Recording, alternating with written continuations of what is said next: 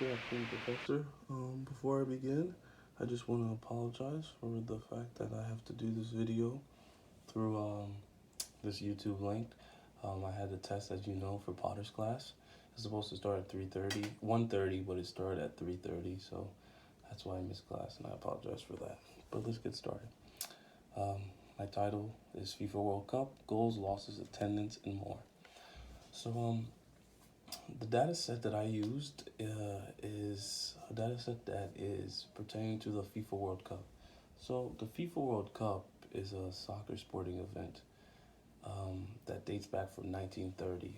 It's, if not the biggest, one of the biggest sporting events in the world. 32 teams, that's how many teams participate now in the modern day game. 32 teams come together, qualify actually for this tournament, and 32 teams play each other, trying to reach the ultimate goal, which is the FIFA World Cup. It's every 4 years, as I stated. You go from group stages, so two people come make it out of the group. Then you go to the round of 16, quarterfinals, semifinals, finals, and then champion. So with my data set, I chose it because I'm in love with soccer. Like, I've been playing since I was a little boy, so why not do something I love? You didn't know what happened with the coffee. It didn't really work out so well. With my point of the reason, not the reason, the point. What I want to find out with this data set, what I want to do on Tableau is I want to show how the game has changed since 1930 till now, like the modern game versus the older version of the game. I want to also compare the different World Cups. I want to compare teams with each other. So this data set is going to this dashboard, I mean, is going to answer a lot of questions. And I created this PowerPoint that has all my graphs from my dashboard on here. So let's begin. So my first question was, between 1930 to 1978 and 1982 to 2014, who scored more goals and why? So I wanted to know, between 1930 to 1978 and 1982 to 2014, who scored more goals. The reason I wanted to know that is because around the 1980s is when the modern game that we know of right now, the modern game of soccer, that's the time that it started evolving with the different rules, the officiating. So I wanted to kind of compare the goals that were scored and see, like, if there was a trend, if more goals were being scored now. Although, like, more teams qualify now for the World Cup, it's still interesting to see. So the first chart I created is a simple bar graph. So in this bar graph, in this first chart, I have the World Cups from 1930 on to 1978, and I have the amount of goals they scored in each World Cup, and I also have up here this number right here. That's the amount of teams that qualified, the amount of games that played, and so in the 1930 World Cup right here, there was 70 goals scored. 1934, 70. 1938, 84. So there was a little interesting thing right here. There were some outliers with the 1954 and 1958 World Cup.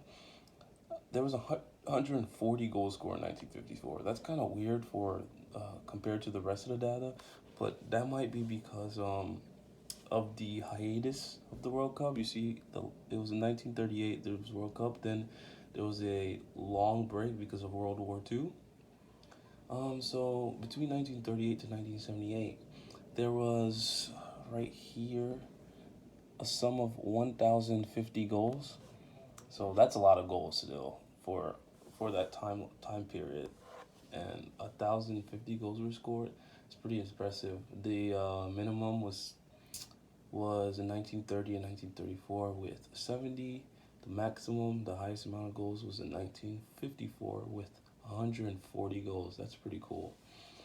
And then We move on to chart 2, which is showing the goals between 1982 to 2014, where more of the modern games played. So the question is answered here if you look at this chart. So in 1982, between 1982 to 2014, there was 1,329 goals scored right here. So that's right here. I don't know if you can see it. That's a lot of goals that were scored. So like I said, more goals were scored in this time period than the World Cups between 1930 and 1978. So based on the two previous charts, like I said, more goals were scored between 1982 to 2014 World Cup, which is the modern game. Couple reasons why I would say that, why I would say the case is because one, there's 32 teams that qualified between 1982 to 2014. More teams were qualified, whereas in the World Cups between 1930 to 1978, only 24 to 13 teams would qualify. Another reason is, like I stated earlier, the game has evolved. The modern game is completely different. One thing is referees are calling things, because in the older games, in 1930 to 1978, the older days of soccer, fouls were allowed. Like, not every little thing was considered a foul. You might be watching soccer these days and you see a man rolling around like he got shot. Back in the day, that wasn't like that. You play on, you keep playing. Now everyone's falling on the ground looking for a PK, and then penalties are called. More penalties are called than they were called in the earlier games between 1930 and 1978. So more penalties are given, more goals are scored because of penalties. In the modern game, there's also VAR, video assistant refereeing. So if someone's offsides, or if there's a penalty called, or if the goal doesn't cross the line and the referee calls it, they can always go to the monitor and look at the video assistant refereeing and see if they got the call right or wrong. And based on that, they could take away the goal or add the goal. So that's another big factor. So like I said, these two charts have helped me answer the question to see who have scored more goals, and it's also showed that there's been multiple changes in the game. So moving on to moving on to question 2. I want to know which World Cups make up 60% of the total goals scored, and which ones make up 40% of the goals. The reason I asked this is I wanted to basically see how many World Cups we're going to, from either 1930 to 1978 or 1982 to 2014, we're going to be a part of the 60% of goals. And I want to see if it was like a great amount of World Cups that make 40%. So if only 2 World Cups make 40% of the goals, that's impressive. I want to see what year that is. That just shows that those two were dominating years for goals. And then based on the chart I have here, I don't know if you can see it. Based on the chart I have here, 1934, it stops at 1994. So 1934, 1930, 1938. So out of the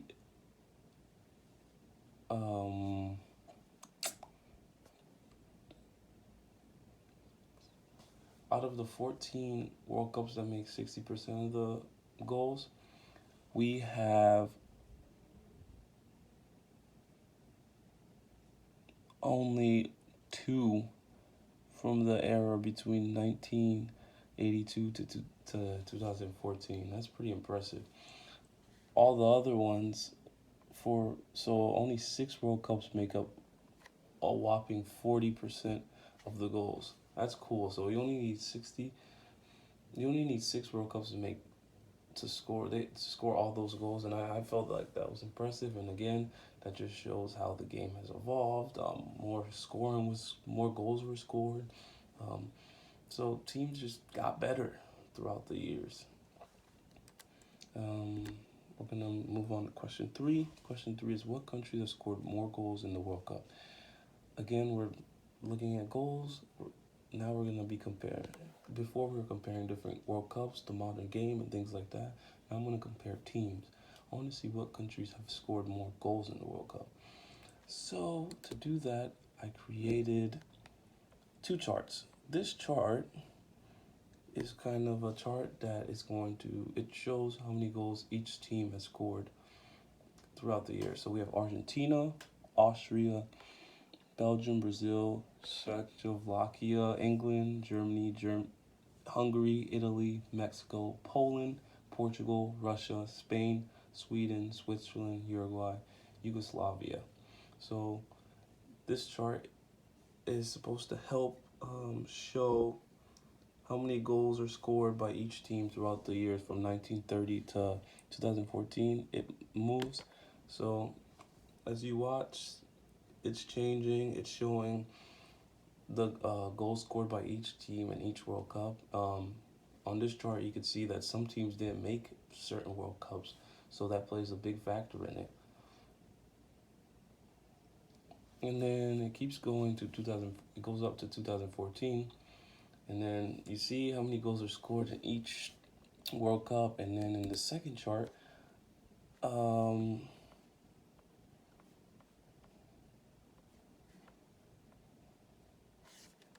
then chart 5 in the second chart, I have how many goals were scored and how many goals were scored cumulatively in each World Cup. So Brazil in all the World Cups have scored more than any team with 258. Then you have second place Argentina with 155. Then you have third place Italy. So like that's pretty impressive. And and this is gonna help me with other questions. It's gonna help you see that majority of teams that score more goals are the teams that usually in the finals, semifinals, make it far in the World Cup. If you're not scoring goals, you may get lucky and move on to a round you've never seen. Like Costa Rica has moved on pretty far because they played a lot of defense and scored penalties. But most of the successful teams are lethal. They're lethal. They're scoring goal after goal after goal. So, answer to question 3 is Brazil has scored the most goals in the World Cups between 1930 and 2014. Brazil. Question 4. Between 1930 and 1978 and 1980 to 2014, who has had more attendees? This, again, is helping me compare the two World Cups. It's also helping me see the evolution of the game of soccer. These charts are gonna help me see how the popularity has gone up, how soccer has changed throughout the years from when it first began to what it is now. So I have this chart. It shows between 1930 to 1978. It gives us the attendance numbers for each year. So the lowest number here is in 1934 with 363,694. That's really low, but that's when the World Cup first began. And we have a sum of 11,435,466. That's the sum of attendance from 1930 to 1978. I would say that's pretty decent, but the game just started. The World Cup just began throughout those times. The game wasn't as exciting as it is now. So 11 million is pretty low compared to what it is now. So from 1982 to 2014, the sum of attendance is 26,022,909. So that is more than doubled in attendance. So that just shows how much popularity the game of soccer has gotten. How much popularity the game of soccer has gotten in the modern game. In 1930, no one really knew what soccer is. 1930, there was only 300,000 people that attended every single game. 300,000. Now, we have the smallest amount being 2,109,723. That's a big difference. That just shows how popular the game has gotten. If you go anywhere, most people will know at least one player. Back then, most people didn't even know that soccer existed. And that's just very cool as a soccer fan myself. I just find that so interesting. So, question 5. Speaking of attendance, I want to know what game has had the greatest number of fans and spectators.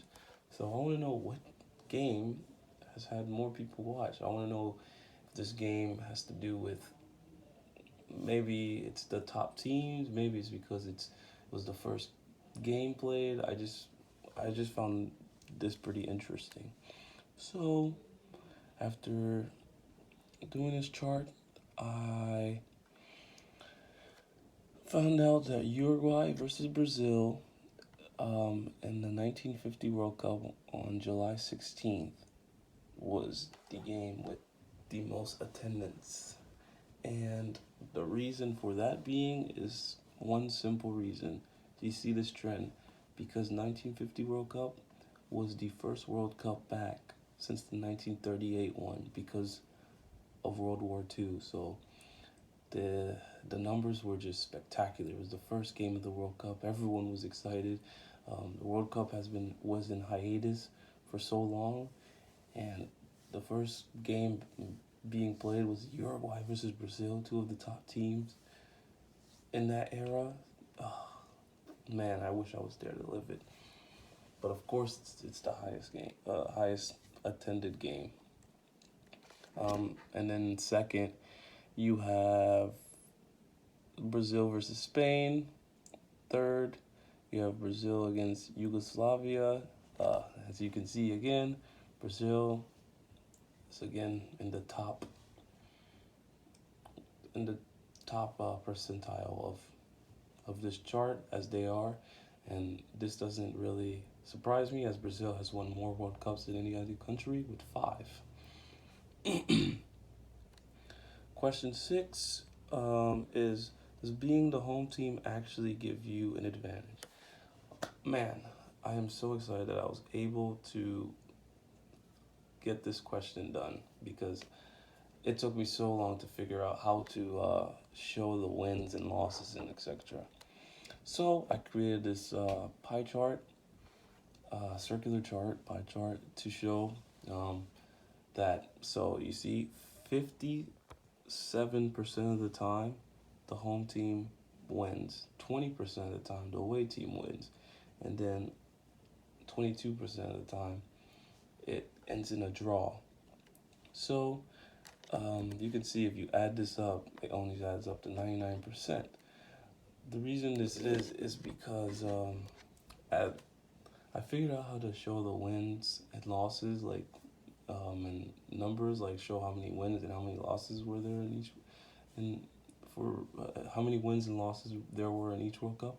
But I couldn't really figure out how to add the games where it ended in a draw and a tie, and then it went to extra time and it was still a tie, and then it went to penalty shootout. So in soccer, if it's a quarterfinal or around the 16 or a knockout game, someone has to win. So it plays the 90 minutes, then after 90 minutes it plays 30 more minutes, and after the 30 minutes it goes into PKs, penalty shootouts, if it's still a tie.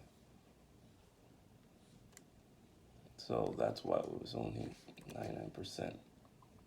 And I found that pretty cool that being the home team has that much of a mental advantage. Question 6, what country has won more World Cup games? See, I wanted to see what country has won more World Cup games to see if there's a correlation between World Cup wins and World Cup game wins, because you might have some countries that win a lot of games, but have they won World Cups? So I created this map chart to show. So I don't know if you could see it. Right here you have Argentina with 70 wins. And then, Brazil with 70 wins. Again, Brazil is on top. Brazil's first with 70 wins. Then you have Germany in second with 66. After Germany, you have Italy with 45. And those top three are pretty interesting because Brazil has won more World Cups again with 5. Germany has won 4, and Italy also has won 4. So the top teams that win more are the teams that usually win the World Cup.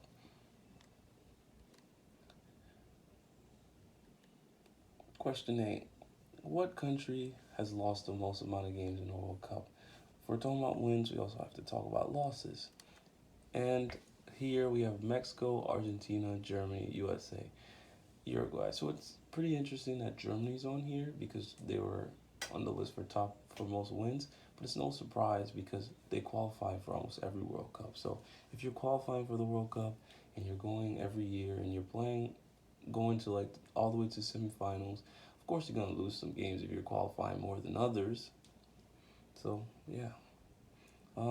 One thing I wanted to note is if we go back to this chart, I didn't add the Netherlands, but I thought this was interesting to talk about.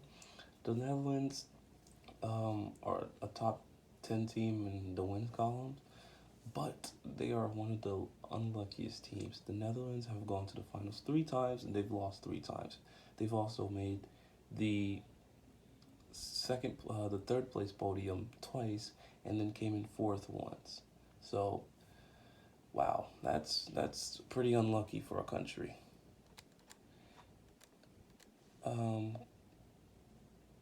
Now, question 9 is for my final question. I kind of went, not question 9 and 10, I kind of went off topic. So, the 2 greatest players that I know right now for my generation, probably the greatest players ever are Cristiano Ronaldo and Lionel Messi. So, why not compare their 2 countries within the World Cup and see who's better, Portugal or Argentina? I personally think that Messi is far, far superior than Ronaldo, but Ronaldo fans are going to disagree, as they usually do. Ronaldo doesn't even compare to Messi, in my opinion. And then chart 12, 13, and 14 shows Argentina has had more losses than Portugal, okay, but they've played way more matches, as Argentina has 21 losses, Portugal has 9, but Argentina has played 77 matches and Portugal has only played 26. So historically, Argentina has made the World Cup better, has made the World Cup more times, and are better. And then goals, Argentina has 155, and then Portugal only has 49. And then wins, don't get me started on the wins. Argentina 42, Portugal 13. So this kind of clears up. Messi's better. But I want to thank you guys thank you, Professor, for giving me the chance to present still. It was a little shaky, I know, but I hope you see the trends, and I hope you were quite intrigued. And thank you for everything you've done for us. Bye-bye.